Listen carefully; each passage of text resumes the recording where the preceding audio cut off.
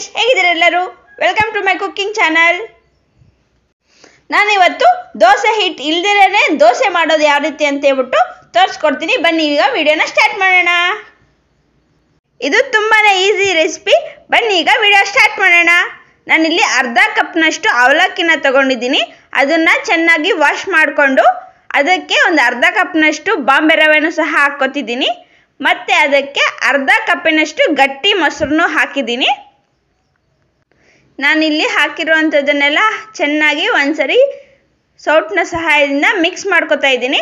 Mix ಮಾಡಿಕೊಂಡು ಒಂದು 10 ನಿಮಿಷದ ತನಕ ಹಾಗೆ ಇಟ್ಕೊಳ್ಳೋಣ. ನೆನಿಬೇಕಲ್ಲ, ಅದಕ್ಕೋಸ್ಕರ ಸೈಡ್ಗೆ ಇಟ್ಕೊಳ್ಳೋಣ. ಈಗ 10 ನಿಮಿಷ ಕಂಪ್ಲೀಟ್ ಆಗಿದೆ.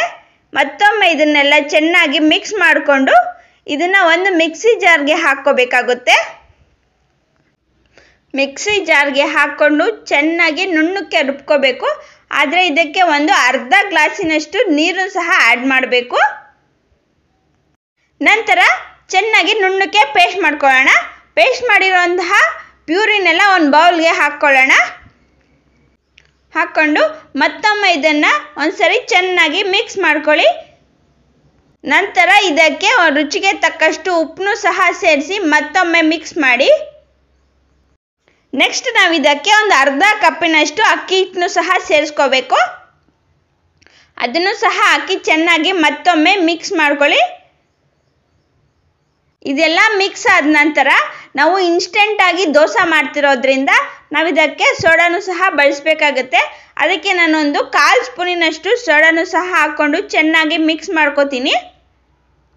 ನನಗೆ ಹಿಟ್ಟು ಒಂದು ಸ್ವಲ್ಪ ಗಟ್ಟಿ ಅನ್ನಿಸ್ತು. ಅದಕ್ಕೆ ನಾನೀಗ ಒಂದು 1/4 ಕಪ್ಪಿನಷ್ಟು ನೀರು ಸಹ ಹಾಕ್ಕೊಂಡು ಮತ್ತೊಮ್ಮೆ ಚೆನ್ನಾಗಿ ಮಿಕ್ಸ್ ಮಾಡ್ಕೋತಿದ್ದೀನಿ. ಈಗ ಇಲ್ಲಿ ನೋಡ್ತಿರ್ಬೋದು ನೀವು, ದೋಸೆ ಬ್ಯಾಟರ್ ರೆಡಿಯಾಗಿದೆ. ಈಗ ಇದನ್ನೊಂದು 5 ನಿಮಿಷಗಳ ಕಾಲ ಸೈಡ್ಗೆ ಎತ್ತಿಡೋಣ. ಜಾಸ್ತಿ ಹೊತ್ತೇನು ಬೇಡ, ಒಂದು 5 ನಿಮಿಷ ಇಟ್ಟರೆ ಸಾಕು. ನಂತರ ಸ್ಟವ್ನ ಆನ್ ಮಾಡಿ ಫೈರ್ನ ಇಟ್ಬಿಟ್ಟು ಅದ್ರ ಮೇಲೆ ಒಂದು ಪ್ಯಾನ್ನ ಇಡಿ.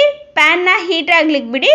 ಹೀಟ್ ಆದ ನಂತರ ನಾವು ಮಾಡಿಟ್ಕೊಂಡಿದ್ದಂತಹ ದೋಸೆ ಬ್ಯಾಟರ್ನ ಹಾಕ್ಕೊಂಡು ಸ್ಪ್ರೆಡ್ ಮಾಡ್ಕೊಳ್ಳಿ. ನಿಮಗೆ ದೋಸೆ ಯಾವ ರೀತಿ ಬೇಕೋ ಆ ರೀತಿಯಾಗಿ ಸ್ಪ್ರೆಡ್ ಮಾಡ್ಕೊಳ್ಳಿ. ನಾನಿಲ್ಲಿ ಸೆಟ್ ದೋಸೆ ಮಾಡ್ತಾ ಇರೋದ್ರಿಂದ ಒಂದು ಸ್ವಲ್ಪ ಮಂದವಾಗೇ ಇರುತ್ತೆ ಸೆಟ್ ದೋಸೆ ಯಾವಾಗಲೂ. ನೀವು ಬೇಕಾದ್ರೆ ಪ್ಲೇನ್ ದೋಸೆ ಸಹ ಮಾಡ್ಕೋಬೋದು.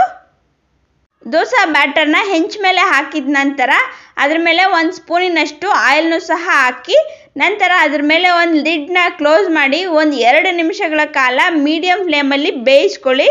ಬೆಂದ ನಂತರ ಲಿಡ್ನ ಓಪನ್ ಮಾಡಿ. ಈಗ ದೋಸೆ ರೆಡಿಯಾಗಿದೆ. ನಾನು ಈ ದೋಸೆನ ಒಂದು ಸೈಡ್ ಮಾತ್ರ ಬೇಯಿಸ್ತಾ ಇದ್ದೀನಿ. ನೋಡಿ ಎಷ್ಟು ಚೆನ್ನಾಗಿ ಬಂದಿದೆ ದೋಸೆ. ನೀವಿಲ್ಲಿ ದೋಸೆನ 2 ಸೈಡ್ ಸಹ ಬೇಯಿಸ್ಕೋಬೋದು. ನಾನೀಗ ನೆಕ್ಸ್ಟ್ ಮಾಡ್ತಿರೋದನ್ನು 2 ಕಡೆನೂ ಬೇಯಿಸಿ ತೋರಿಸ್ತಿದ್ದೀನಿ ನೋಡಿ. ನಿಮಗೆ ಯಾವ ಥರ ಬೇಕೋ ಆ ಥರ ಸಹ ಮಾಡ್ಕೋಬೋದು. ಎಲ್ಲೂ ಕಿತ್ತೋಗೋದು ಇಲ್ಲ, ಹಾಳಾಗೋದು ಇಲ್ಲ. ದೋಸೆ ತುಂಬಾ ಸಾಫ್ಟಾಗಿ ರುಚಿಯಾಗಿ ಬರುತ್ತೆ. ಹಾಗೆ ನಿಮಗೂ ಸಹ ಈ ವಿಡಿಯೋ ಇಷ್ಟ ಆಗುತ್ತೆ ಅನ್ಕೋತಿದ್ದೀನಿ. ಇಷ್ಟ ಆಗಿದ್ರೆ ನನ್ನ ಚಾನಲ್ನ ಇನ್ನೂ ಯಾರಾದರೂ ಸಬ್ಸ್ಕ್ರೈಬ್ ಮಾಡ್ಕೊಂಡಿಲ್ಲ ಅಂದರೆ ಪ್ಲೀಸ್ ಬೇಗ ಸಬ್ಸ್ಕ್ರೈಬ್ ಮಾಡ್ಕೊಳ್ಳಿ. ಹಾಗೆ ಪಕ್ಕದಲ್ಲಿರುವಂತಹ ಬೆಲ್ ಬಟನ್ನ ಕೂಡ ಕ್ಲಿಕ್ ಮಾಡಿ ಅದರಲ್ಲಿ ಆಲ್ ಅನ್ನೋ ಬಟನ್ನ ಕೂಡ ಒತ್ತಿ. ಹಾಗೆ ನಾನು ಇಲ್ಲಿ ಉಳಿದಿರುವಂತಹ ದೋಸೆ ಹಿಟ್ಟಿನಿಂದ ಎಷ್ಟು ದೋಸೆಗಳಾಗುತ್ತೋ ಅದನ್ನೆಲ್ಲ ಮಾಡ್ಕೋತೀನಿ. ಮತ್ತು ನಿಮಗೆ ಇನ್ನೂ ದೋಸೆ ಕ್ವಾಂಟಿಟಿ ಜಾಸ್ತಿ ಬೇಕು ಅಂದರೆ ನಾನು ಅರ್ಧ ಗ್ಲಾಸ್ ತೊಗೊಂಡಿದ್ದೀನಲ್ಲ, ಅದನ್ನು 1 ಗ್ಲಾಸ್ ಮಾಡ್ಕೊಳ್ಳಿ. ನಾನಿಲ್ಲಿ ಹಾಕಿರುವಂಥ ಅಳತೆಯಿಂದ ಒಂದು 5 ರಿಂದ 6 ದೋಸೆ ಆರಾಮಾಗಿ ಆಗುತ್ತೆ. ಆರಾಮಾಗಿ ಇಬ್ಬರು ತಿನ್ಕೋಬೋದು, 2 ರಿಂದ 3 ಜನ ತಿನ್ಕೋಬೋದು. ಯಾಕಂತಂದರೆ ಇದು ಸೆಟ್ ದೋಸೆ ಆಗಿರೋದ್ರಿಂದ 2 ತಿನ್ನೋಷ್ಟರಲ್ಲೇ ಹೊಟ್ಟೆ ಫುಲ್ ಆಗುತ್ತೆ. ಆದ್ದರಿಂದ ನೋಡಿಕೊಂಡು ನೀವು ಇದನ್ನು ಪ್ರಿಪೇರ್ ಮಾಡ್ಕೊಳ್ಳಿ. ತುಂಬಾ ರುಚಿಯಾಗಿ ಬರುತ್ತೆ, ತಿನ್ನಲಿಕ್ಕೂ ಇಷ್ಟಪಟ್ಟು ತಿಂತಾರೆ. ಈಗ ದೋಸೆ ಎಲ್ಲ ಪ್ರಿಪೇರ್ ಮಾಡಿದ್ದಾಯಿತು. ಈಗ ನಾನೊಂದು ಸರ್ವಿಂಗ್ ಪ್ಲೇಟ್ಗೆ ಸರ್ವ್ ಮಾಡಿದ್ದೀನಿ. ನಾನಿವತ್ತು ದೋಸೆ ಜೊತೆ ಆಲೂ ಕರ್ರಿನ ಸರ್ವ್ ಮಾಡಿದ್ದೀನಿ. ನೀವು ಅಥವಾ ಚಟ್ನಿ, ದಾಲ್ ಯಾವುದ್ರಲ್ಲಾದರೂ ತಿನ್ಬೋದು. ತುಂಬಾ ರುಚಿಯಾಗಿರುತ್ತೆ. ನೀವೀಗ ಇಲ್ಲಿ ನೋಡ್ತಿರ್ಬೋದು ಎಷ್ಟೊಂದು ಸಾಫ್ಟಾಗಿ ಬಂದಿದೆ ದೋಸೆ ಅಂತ. ಇವತ್ತಿನ ವಿಡಿಯೋ ಇಷ್ಟೇ. ನಿಮಗೆ ಈ ವಿಡಿಯೋ ಇಷ್ಟ ಆಗಿದೆ ಅಂತ ಅನ್ಕೋತಿದ್ದೀನಿ. ನೀವು ಸಹ ಈ ರೆಸಿಪಿನ ಮಾಡಿ ನನಗೆ ಕಮೆಂಟ್ ಬಾಕ್ಸಲ್ಲಿ ತಿಳಿಸಿ ಯಾವ ರೀತಿ ಬಂದಿತ್ತು ಅಂತೇಳಿ. ಯಾರಾದರೂ ಇನ್ನೂ ನನ್ನ ಚಾನಲ್ನ ಸಬ್ಸ್ಕ್ರೈಬ್ ಮಾಡ್ಕೊಂಡಿಲ್ಲ ಅಂದರೆ ಸಬ್ಸ್ಕ್ರೈಬ್ ಮಾಡ್ಕೊಳ್ಳಿ. Thanks for watching. Bye bye. C in the next video.